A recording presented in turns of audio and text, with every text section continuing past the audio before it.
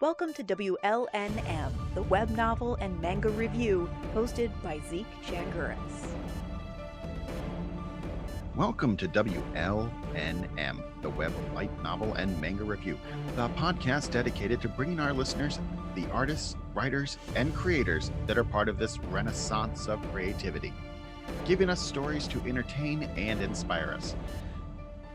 Today, we welcome Digital God, the author of Conquest Harem, Volume 1, a story that starts out with, "Behold, the battle of the century has just begun for first years Sato Kiyama and Hajime Tanaka, who will conquer the most girls before the semester ends.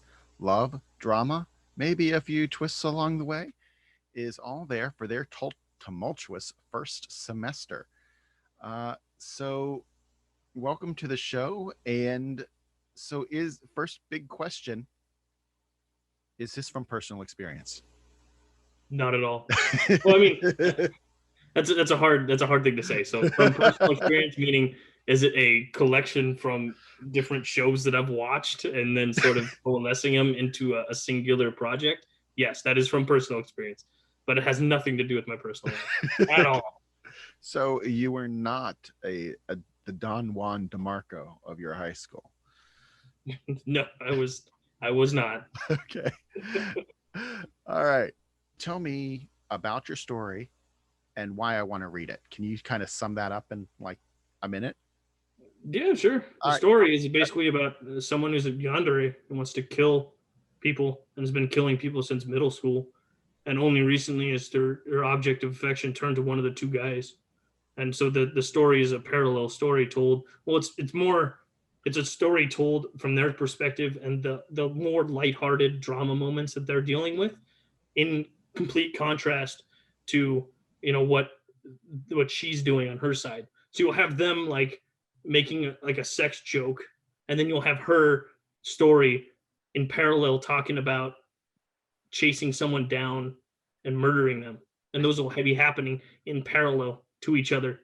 So you have one scene where you're at a train station and you're talking. Well, you have one scene at a train station and they're on the train, and that's told from one perspective, and then it comes back to that scene later and then talks about her perspective on that scene, and they're completely different and they're completely separate. So the story evolves in that way, and it's hinted at early in the story, and about like chapter 5 is when that part, the real story, begins on that side, and then the story evolves from there. And one of the other things that and the reason that it's interesting to me is it's actually, oh man, I'm breaking it up. It's not actually even a parallel story. It's a 3-lane story.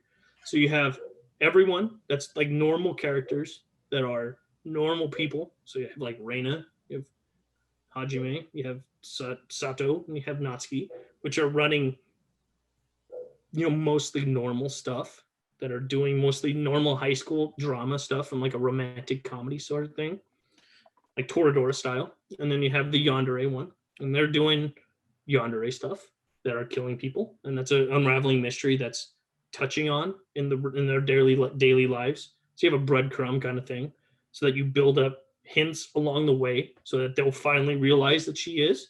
So you make sure, but that happens in volume 2. And then you have the third one, which is built in one of the side stories up much more clearly, because I had to do that to understand it. And you'll see it in the novel when you read it, is that the main characters, it's like an anime style version of Inside Out is the best way to say it. Okay. No, that's what it is. So you'll have conversations between gods and things that are talking to each other, and those gods are people that are entities that are attached to someone. So you have one for Hajime, you have one for Sato, you have one for Natsuki, you have one for Reina that shows up in volume 2, and you have the most interesting one, which is the one for Sasaki, which is the yandere in the story. So, and she becomes this huge character, which is something that just starts going crazy as I've been writing volume 2 and all the side stories, is that her story just explodes so that you have sort of this god attached to who she is and why she is the way she is. And so you'll have these long sort of in-depth explanations and in-depth situations that talk about why she is the kind of person she is. That is absolutely fascinating and seems like a nightmare as a writer to keep track of. Yeah, and when I wrote the story first in volume 1, I just wrote it, and then when I sent it to my editor, she was like, I don't even know where anything is happening. I don't understand where things are. So I went back and wrote an entire timeline for volume 1 in Excel with times and dates to understand, and based and highlighted sections throughout the 68,000 words that were on there to show exactly where everything was so she could edit it correctly. That is absolutely fascinating. Like I said, that seems like a nightmare to keep track of what's going on in tandem or in parallel. It is, but it's and it happens in volume 1, but in volume 2 it happens too. But when I'll have like a scene, and then I'll write it from 2 or 3 different perspectives, and they'll be maybe separated and maybe done, close, and it's just because I'm writing that to understand, why different characters are doing the things that they're doing. So one scene, Sasaki will be trying to kill someone, and then the next other scene will be from that other person's perspective on what they're doing, and then the third scene from a third perspective on that will be from what the gods are doing in that situation. And so you have these different stories that are going along in parallel. And the reason I did that was because, I when you write a killer character, it's really easy just to make them generic and just like they're killing. And it's like I like yanderes, I like Future Diary, but Yuno as a character is not built out. She's not like, I'm not sitting there being like, oh, I understand exactly why she's killing people, other than just she's crazy. Yeah. But when I'm writing that kind of character, I'm like, I'm going to explain to you. You're going to see exactly why she does the things that she does. And more so like we go in and something, what? More like Thomas Harris, who wrote the Hannibal series. I mean, you really understand what drives him and why he's why he becomes, Yeah, and sort of this story, and part of the side stories that I just finished, a couple days ago that I haven't posted yet. What I'm trying to do is that to understand why she's a killer and why she's sort of a sexual character. She is very, very a sexual character. Is that I wrote her backstory as, she has her own god that she used to have in middle school, and then I go back and I start talking about like the Garden of Eden, and I talk about like the tree of the knowledge of good and evil. And then as part of that, that breaks down, after Satan tempts Eve, and then the tree itself breaks into the 7 heavenly virtues and breaks into the 7 deadly sins. And those become sort of what the world is. And then over time, the God or the sin that I chose to use for a grand version of the story is lust. So then lust has her own story, sort of a smaller story. And eventually she gets bored, and then she finds Sasaki just doing her normal stuff, and then basically merges with her god. So then that becomes the character that you see in the story, and that story becomes a very, very large sort of arc on what the entire Conquest Harem is going to be. And very early on in the process, I already decided that Sasaki is going to get her own sort of side novel series that she's going to be doing different stuff because of how important her character and her, not just her by herself, but her god, and how that became so important to the overall story. That is very challenging and absolutely fascinating. You've taken on a Herculean task there to try and create such a in-depth backstory and such a enriched world for these characters to exist in. Yeah, it's and that's part of why I'm writing the side story just on volume 1, because it's I don't want people to just accept the way characters are. I want people to agree and understand that they act the way they do for a certain reason, which is why one of my favorite shows recently is Attack on Titan. I get it. I understand why characters are doing the things that they're doing. I don't exactly agree with them. I mean, I'm writing a killer that's both a sexual and a sadist character. And, I don't agree with the things they do, but I want to make sure that the reader understands why they're doing those things. Well, to be a writer is, as Tracy Ullman put it, is to be a paid schizophrenic. You have to be able to put yourself in other people's shoes to an extreme. Yep. So that's why when I was mentioning earlier about some of the jokes, like early on when I was writing chapter 1, I did, Sato falls down, some stairs to be dramatic. I thought it'd be funny, and which turned into the breadcrumbs leading to the fact that he's being targeted by a yandere. And that's what it became, because based on progressive stuff. I thought it'd be funny to do sort of the generic anime stuff and have his sister, Hajime's sister, attracted to him just to be funny, because I thought it'd be like, that generic anime thing, which leads itself to its own sort of natural conclusion, which is uncomfortable stuff that has to be written about in volume 2. And, just driving the characters to be more realistic, giving them flaws and giving them the ability to grow. It's like Hajime got molested by his sister when he was younger, which becomes a big part of his personality. Sato was not abused. Sato was, what's the right word? He was under the heel of one of those like princess type girls in middle school for a couple months, which sort of made him the way he is, and not wanting to, deal with 3D girls. Hajime, because of the, being molested by his sister, you can't touch girls, which becomes a plot point in itself later. Yes. So, it becomes an issue that he has to deal with. And, and when you have a yandere, which thinks that they can solve all the problems for someone who can't get touched, then leads her on her own story. So if she finds out that he's been molested, then her story now starts being directed to go kill the people that did that. So then you got to tell that story within, humanizing the people. So as part of what I did is, and the other big thing is, when I have villains in the story, they're always humanized in some way. So that his sister, molested him, but she's also super concerned about Reina, turning to a life of prostitution, even though she really isn't. But she's concerned about her doing that. So talks to her at length about that, which gives her depth and gives her a personality where she's not just evil.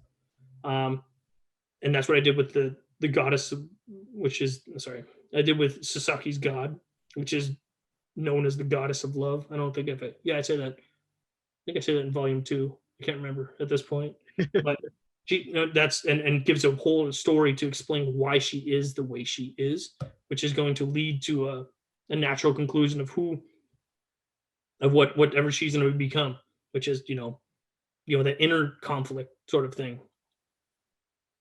And the reason, and I'm worried about the side story novel that I'm going to have with her, because it's not going to be an original English light novel. It's going to be primarily influenced by biblical stuff. So it's going to be more of a religious sort of story. Okay. Because in any story, the bad guy has to lose. Well, not in any story, but in the stories that I write, the bad guy has to lose. So after the god the god of the yandere in the story loses, then they'll be defeated.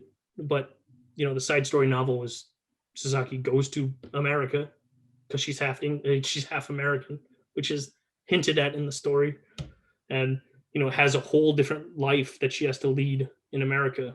And I thought it'd be fun originally to have Sasaki's god, after she's defeated, merge with an angel, and then have that story be a whole different side story where she has to fight that kind of battle internally. An angel. And one thing I haven't noticed, an angel filled with lust. Yeah. So you have lust, and you have an angel sort of fighting each other.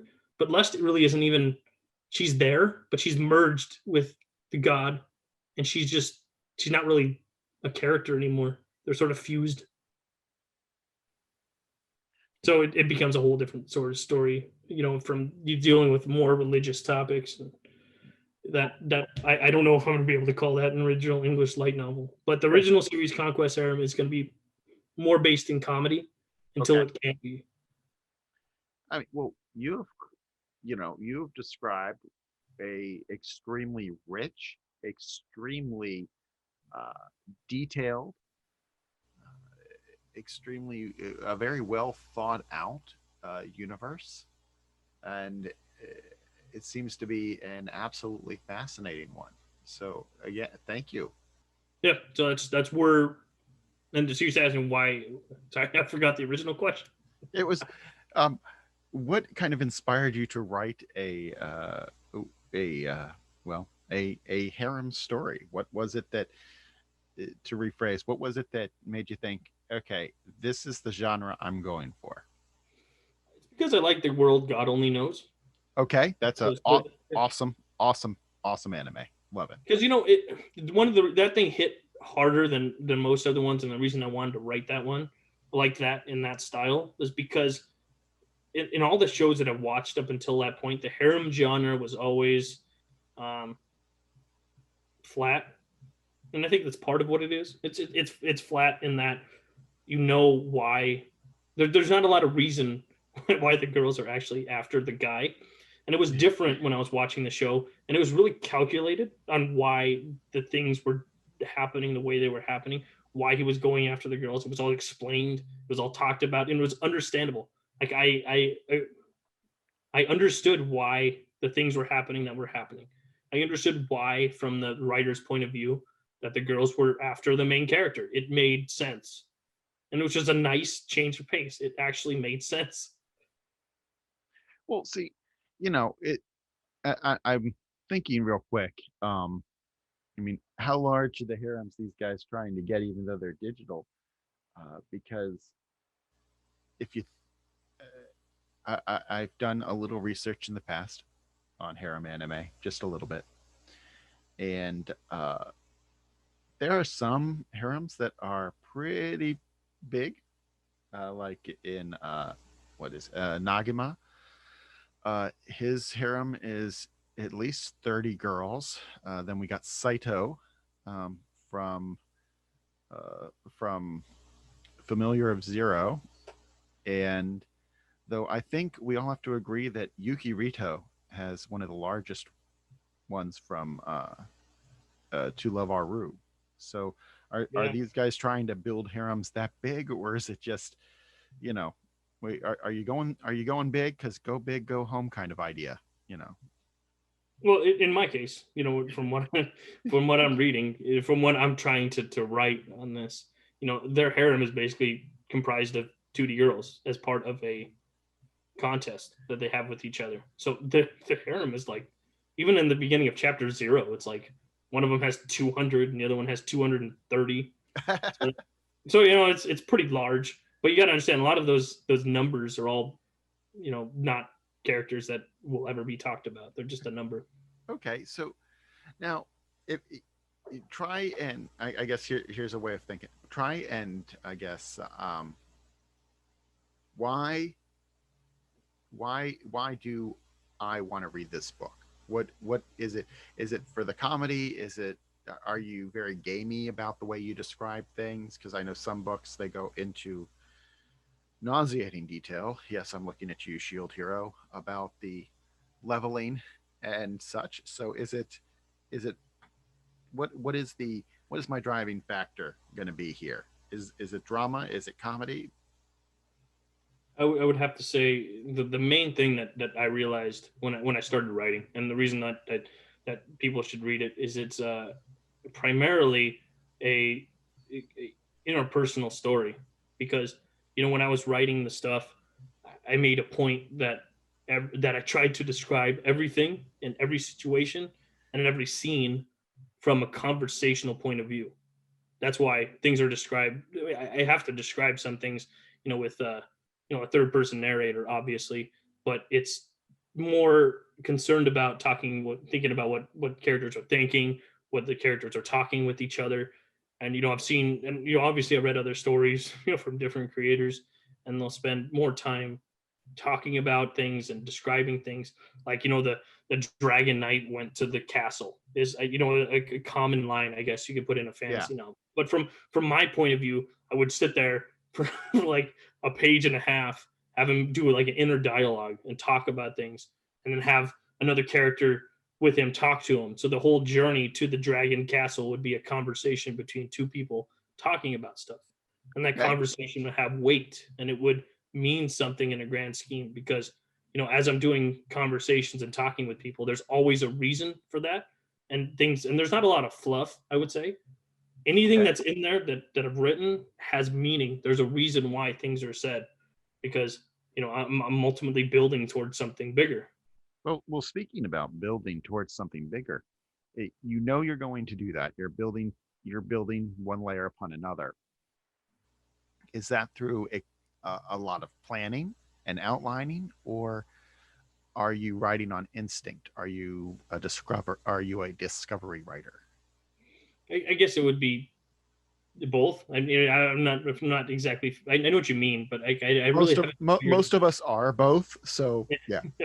So I guess in that case, so I like to, the way I do it and the way I think about myself is I'm like an evil game master, or like an evil god in the story, because I want in my outline to describe. I make an outline and I describe where they're at, and what the overall thing is. But in the course of writing that actual scene, like I literally have no idea what they're gonna say and what they're gonna do. So I I just sort of make it up as I go, but I Okay. know that they're gonna be in this specific scene, and I'm choosing that scene for a specific reason, but I don't know where the story's gonna go after that. But does that end up in lack of a better term, does that bite you in the ass sometimes, where you you know that they're going to be in this scene, they're going to be talking about something? Does it end up biting you in the ass in that, oh crap, this was a really good conversation and it mentions things that I have not alluded to previously in the story, and now I got to go back and fix them? Or if we uncover this now, what is there to uncover later? Do you ever Uh, have problems in that way? yeah, I've seen that. I've had and I guess the way the story is structured helps me, because it's more vague about a lot of stuff that happens. So I allude to a lot of stuff that happened in like the past, and like, because this takes place in high school, so I allude to stuff that happens in middle school from their point of view, and I don't have to explain it. It just like I got to go back and write that later. But in terms of like future development on the story, it has bitten me in the ass, because there's certain conversation and certain things I've thrown in there just for fun that have just progressively built each other, until the story took a different direction than I originally planned, which is not how I originally thought the story would go. But I'm happy that it turned out that way. It's just some of the scenes that I have to write from a plot development standpoint, because of things that I've just offhandedly thrown in early, becomes a problem. It becomes uncomfortable to write. Well, we've all painted ourselves into a corner or written ourselves into a corner at times and been like, oh crap, and then had to figure ourselves out. Sometimes that involves major rewrites, and sometimes we can figure a new way to solve the problem. But yeah, it's always one of my favorite questions to ask, is about how writers figure out how to undo a problem they put themselves in. Because as you said, we are the gods of the universe we create. Yeah, and a lot of the problems that I throw in there, I don't really fix. I mean, originally when I started writing it, there were a lot of just problems, because I wasn't a writer before this. I wrote essays in college, so part of that learning process was just learning how to structure things correctly, make sure it's readable, and that was a learning experience. But from like a plot development standpoint, there was never a choice, I guess, or there was never me going back and rewriting major sections. I went with it, and I said, wherever it goes, it goes. And then I started future planning based on where it was at, and then just constantly keep planning. based on where I'm going. Hey, if you think about it in the web novel method, uh, use Reki Kargawa, for example, the SAO, the Sword Art Online author.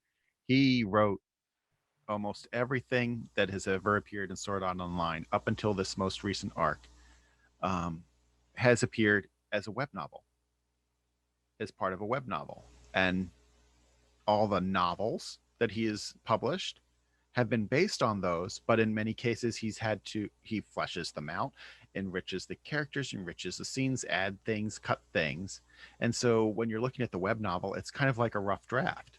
And it's really interesting to know that, you know, he wrote these web novels, put them out there, and now as he's published different things over the last decade at this point, he's really fleshed out and created new characters, and that makes the new arc much more fascinating because he openly admits, this isn't a web novel, I don't know where it's going, I am starting this anew. And so it's a really interesting to watch that kind of process, especially for a lot of the writers that start out online, because eventually somebody if you're lucky, someone wants to publish it and they're like, yeah, but can you clean it up a little bit and make it a little meatier? And they go back and they kind of have to rejigger their original thoughts, which is quite a fascinating process in itself. Yeah, that is. Part of that is, I am, I guess, currently as part of, I'm writing volume 2 of the story, which continues that story. But there's, web novels that I'm writing on 3 different websites right now. They're all the same, but it's posted 3 different places. They're all just different side stories. Any of them honey feed? Not right now, but I've looked. You've looked, okay. All right. Yeah, no, that's one of the other ones. So I just, because I thought Wattpad was popular, so that's why I did that one. And Scribble Hub and Royal Road came up, so then I posted them there. And I think someone mentioned Honeyfeed at some point. Yeah, and it wasn't just it was just the gal who runs. We have a full-time They have a full-time moderator, community manager now, with that. And the editor in charge of it is really supportive. It's a good community. If you want to get a lot of feedback, and we give points, they give points to authors, like achievement badges if you update X number of times in a row, things like that. So it kind of gamifies it a little bit to encourage participation. Yeah, I mean, from what I'm doing right now is I'm currently working with at least 1,000 words for both stories. So it's 2,000 words in total. So I have one going on that I post every Monday, and one I post every Friday on the websites or the web novel sites I do. And that's because, I'm trying to make sure that I have an incentive to write. Writing the side stories also gives me a chance to flesh out some of the characters that I have in the main story and, understand them better as I'm writing volume 2, because, everyone has a big history. Yeah, well, everyone has a big history that I allude to at some points in the novel that I expand upon. And as I'm writing volume 2, then there's also moments in there that I'm writing about because I want to understand what those mean as I write volume 2. So the reader won't realize that, but I know that I already wrote what that scene is, so it has meaning that the reader might not necessarily know about. You like to weave a thread through the entire thing. That's and one story, one of the web novel stories is just a complete side story to the entire volume 1. Basically, it's about almost completely different cast dealing with completely different problems. It's just the main characters from the first volume show up, and that one is what I consider more of a proper romantic comedy type of novel. So it's more. It follows some of the genre tropes a little bit more closely, and I did that because it was fun, and I thought it'd be interesting to tell a story from a different point of view. The other one that I post on Mondays is just taking one of the characters from the volume 1 and just telling a bunch of different stories about things that they've done in the past, to make them a bigger character, because that's one of the that character is a major player in the overall arc of the entire series that I need to make sure is fleshed out and I understand who they are. Well, I mean, so you're not only adding to your universe, but in doing so, you're helping yourself understand that universe. Yep. And that's part of why I wrote those things, because it makes more sense to me why I'm writing something. Like, I need to have an understanding of why characters are doing the things that they're doing. At any point there's a conversation or there's an action, I as a writer need to understand why they're doing it. I won't write it unless I can understand why they would do it. And so, that comes into a problem when you do offhanded comments sometimes that think are funny, and then you realize later that your character said that, so they need to know that they've said that, which means I need to write something that makes that understandable. Okay. So, well, hey, and backing up just a little bit, you seem to have a lot of discipline in your writing. I know there, for a lot of writers, finding that time, uh, having that discipline to continually write is very difficult, and you're doing consistent updates, and that's, I mean, are you I get home and I shut the door for 30 minutes and hammer out a couple hundred words, or is it more like a writing spurt of I'm not getting up from this computer until I've done what I need to do? It I would say that it's I just come home and write it, or I would write because I use Google Docs. So it's mostly, most of volume one was, and pretty much everything I write is written on my phone in like Google Docs. Um, and when I start things off, it's easier for me to write based on an outline. So I write the outline, and I figure out where I want the story to go generally, and then I go off of that, and it's more or less easy to do that for me based on doing that. So and putting the expectation on myself to do with the two stories 2,000 words a week just on those side stories. I get it done, and it's just it comes down to just writing it, Yeah. and part of that is me understanding that it's just not going to be the best version of itself. So, like, that's what I see for the web novel stuff that I'm writing. Like, it's not the best version of what it can be just because I wrote it and I just did it, and it became what it is. The current volume one was edited myself like 3 4 times, and then sent to a professional editor where stuff was moved around. So that is the best version of that story. Well, it's still a matter of you having the discipline to write it and then put it out there. I mean, because you know, I think writers understand this, but a lot of other people might not get that there's an immense amount of bravery in putting your work out there to an audience, because they people can be mean. But there's an immense amount of bravery in putting yourself out there, because anytime you create something and then have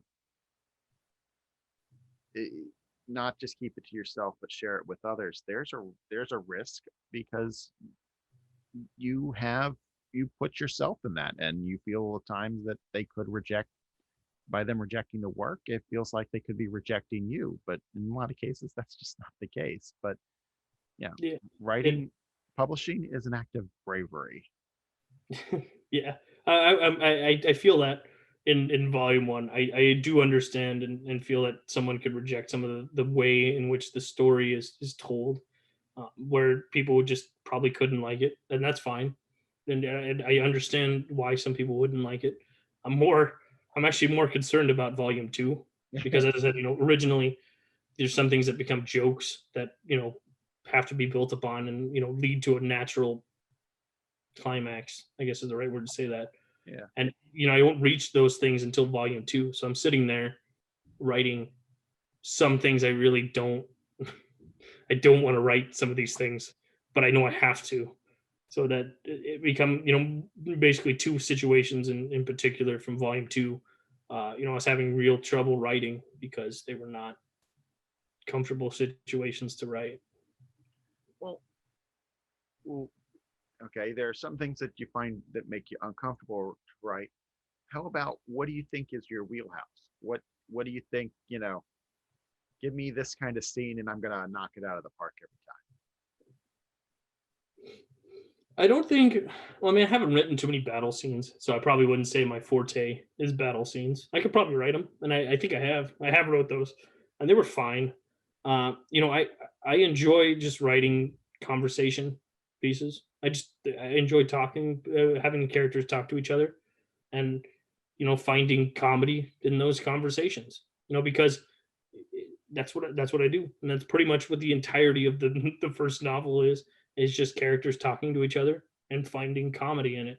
And one of the things I figured out very early on was that I was talking to some of the other writers like Jerry Hines and like DC Craig with their volumes and with their novels, just casually talking about what I was writing. Is just I wrote in a way that was working on two different principles. You know just because it's a joke doesn't mean you can't take it 100% seriously. And the other one is, comedy is going to ensue drama. So that's what it is. So every piece of comedy in the first volume, well, not every piece, but most pieces lead to a realistic outcome in the actual world.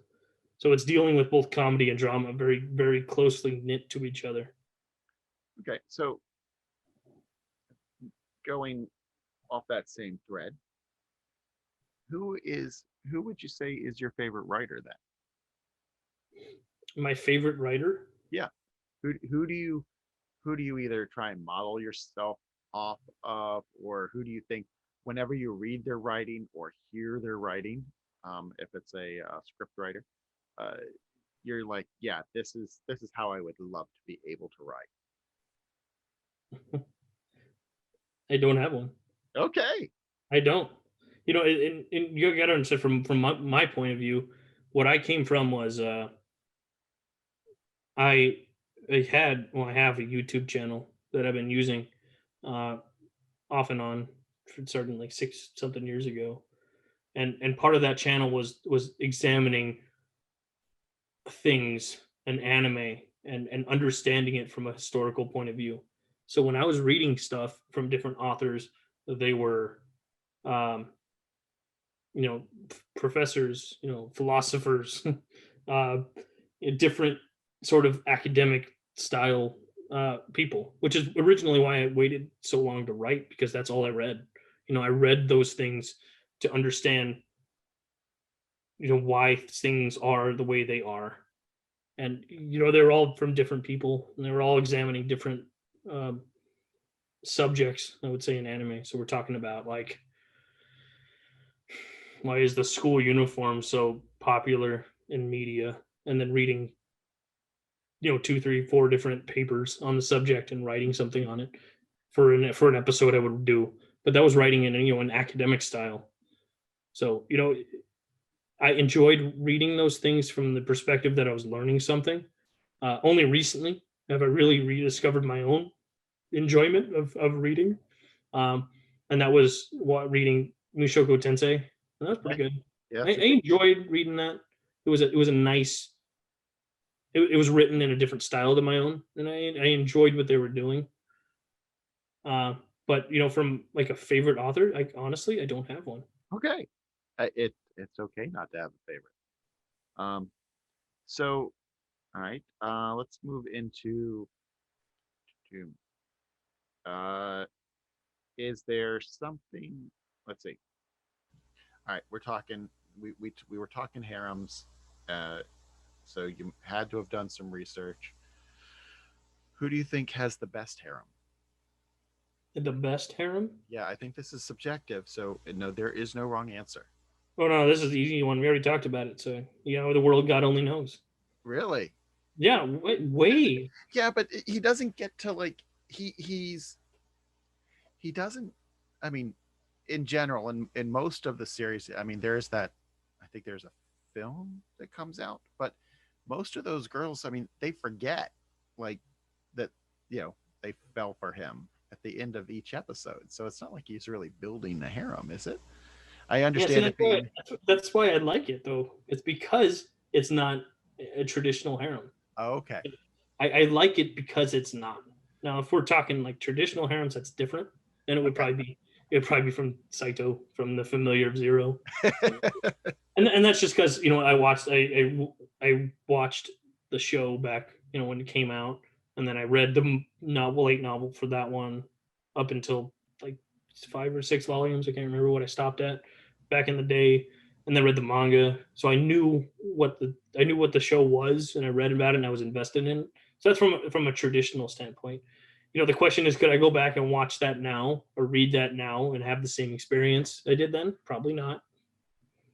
Yeah, for me, I mean, I in Familiar of Zero, I was always pulling for the Queen. I was always pulling for Henrietta, but I would have to say, uh, I mean, I am the unabashed. If it comes to harem anime, it's How to Raise a Boring Girlfriend. They're my favorite girls. I mean, it's not exactly your traditional harem anime because it's very meta. It is very making fun of the genre in a very very loving way the entire time. Um, but each one of those gals in that story are just amazing to me. When you and a non-traditional, actually, you know what? If we're talking like harem anime from a very loose definition, Yeah, I would say the Monogatari series is probably my favorite harem. Then yeah. They see. I always had trouble getting into it. I've tried it. Tried getting into it many times. It doesn't move fast enough for me. yes, that is a part of the way I actually wrote those things was inspired by those things But yeah, because the show is just basically talking. it's conversation after conversation after conversation. Yes, Yep. yes, it is.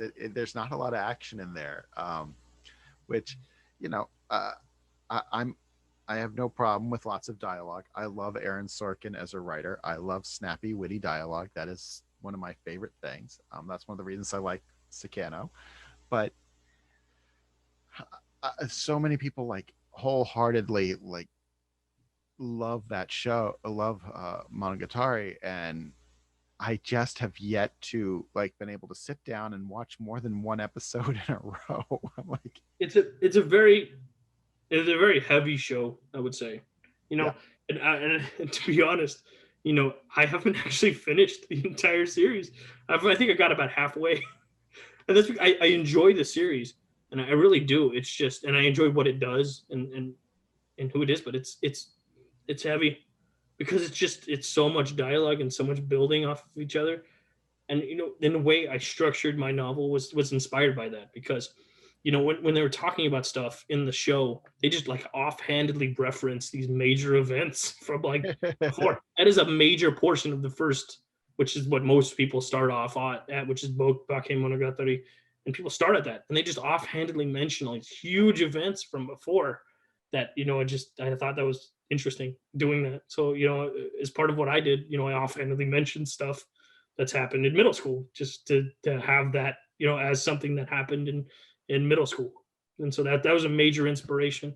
And even though it is a non-traditional harem, there's a lot of problems with it. I honestly don't recommend Monogatari series to people because it has some stuff in there that it's weird. there's a lot of weird in that. I mean, There's a lot of weird stuff in it, and what goes into you really got to understand anime to really. oh yeah, there are what we call entry level shows, Yeah. and then there are, your more advanced anime watching, and yeah, like Yeah, it's definitely one of those. Like you have to have some basis in why they're making certain kinds of jokes, and that happens very early on. yeah. I think that's like episode 3 or 4 of the Bakemonogatari, where you gotta get anime before you actually watch that show. The though I'll see, one of my favorite is definitely I love Rosario Vampire.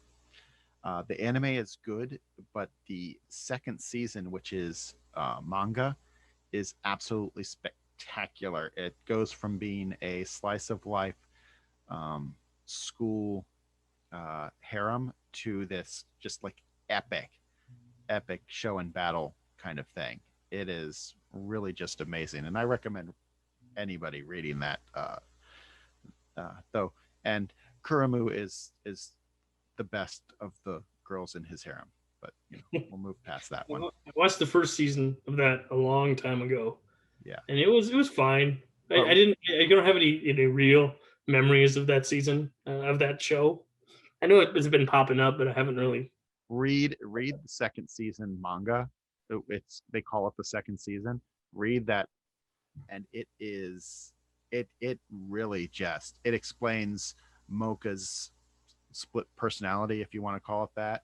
It really just it'll wow you by the end. You'll be like, this is just an amazing story at the end of it. Let's see. All right. Well, we're coming up on an hour. All right. So, is there anything else you'd like to add before we close out? Got it. One of the things I want to say about the book is that it is built upon just rising to something bigger than itself.